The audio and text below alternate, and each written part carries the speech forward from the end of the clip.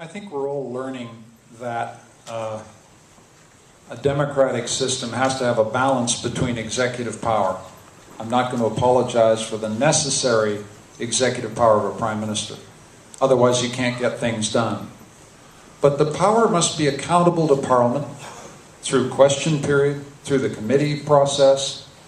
And it's not just the relationship between the prime minister and Parliament. It's also the relationship between the executive branch and all these independent institutions. And also the Senate. We run a system of checks and balances. The Prime Minister has to have the necessary authority to get legislation through, to make appointments. I make no apologies for that. You don't want to have a system in which the Prime Minister doesn't have the power to get the job done. But he has to show respect for these institutions that limit and stop his power.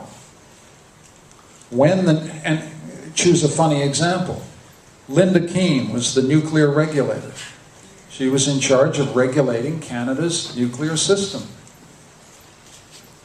When she disagreed, she got fired.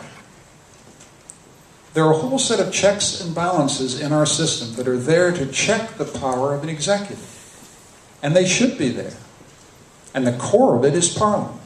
And the core of it is the committee system.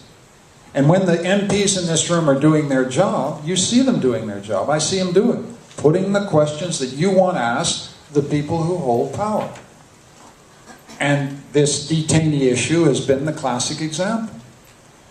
We have been asking for close to 6-7 weeks.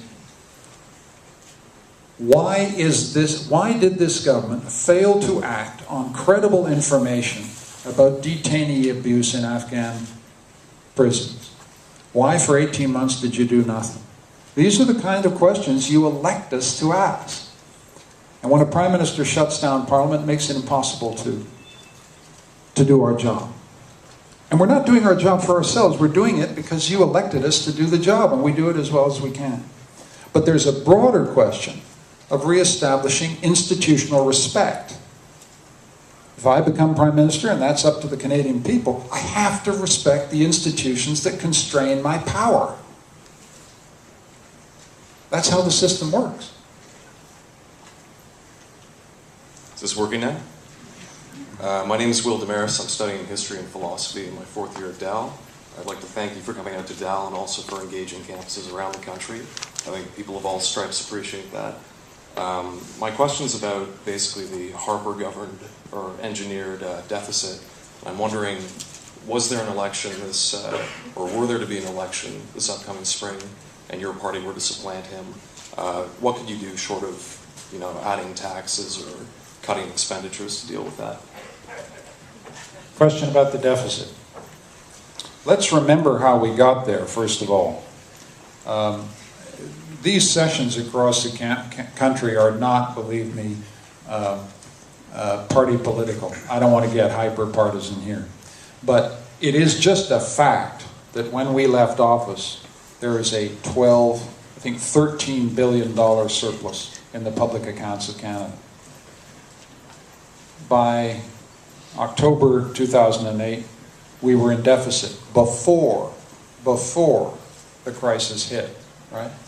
That's important. People think the deficit was caused by the economic meltdown. We were in deficit before the crisis hit. So that's on their watch. That's their responsibility. We're now at $56 billion worth of deficit. The good news is that our basic economic fundamentals are strong enough that our debt to GDP ratio is lower than many other countries. Better than the United States, better than the United Kingdom. But we've still got to make sure we get that deficit down. And I'll tell you why, for a reason that we don't often talk about. This is a matter of justice between generations, right? My generation has to pay our freight. We can't hand the burden of debt onto you, right? That's the moral issue about deficit that I think all Canadians understand. And that's why there was such support for the tough measures the Liberal governments of the 90s took. Because we understood this was an issue of justice between generations. I couldn't pass it on to you. So then the question is, what do we do here? We've got to get the economy growing. We've got to get innovation unleashed. We've got to give incentives to employers to hire young people. This is relating to deficit. We can't get out of the deficit if youth unemployment is 20%. Youth unemployment, your age group's unemployment rate is double the national average. And if that's the case, we're never going to get out of deficit. We've got to get you jobs, we've got to get you paying taxes, we've got to get you earning a living, we've got to get that turning over. So in 2010, 2011, strong incentive on getting you back to work. Then we have to have expenditure control. We've got to make some tough allocation choices, right? But we've also got to protect social programs. I don't want to get us back to balance by cutting investment in post-secondary education. I don't want to do it, right?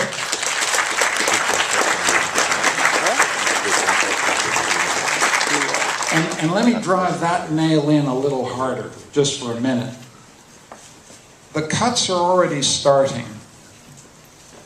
On Friday, the Conservative government cut the Canadian Council on Learning. Many of you may not know what the Canadian Council on Learning does, but it is a national federal clearinghouse for information and statistics about learning across Canada.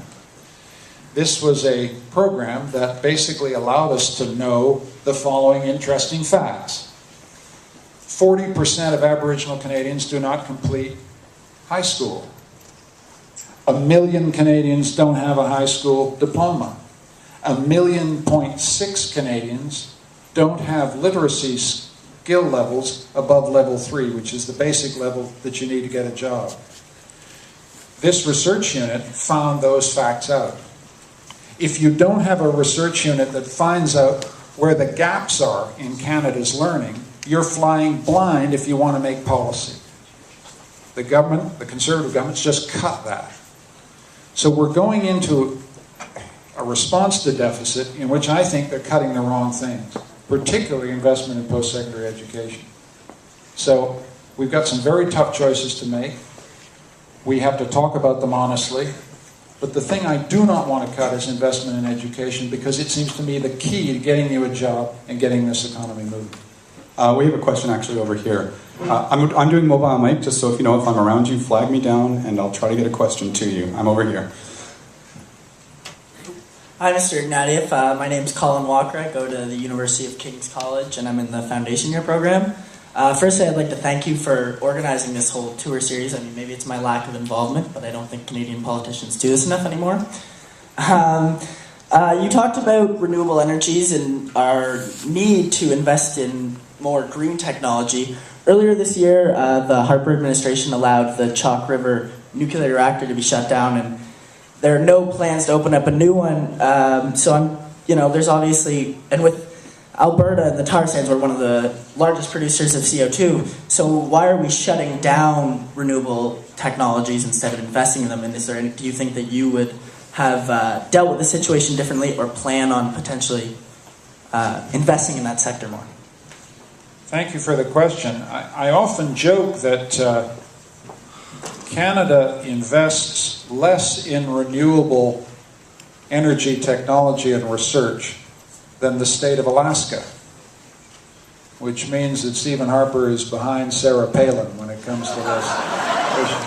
It's a little cheap, I know, but you got to have fun.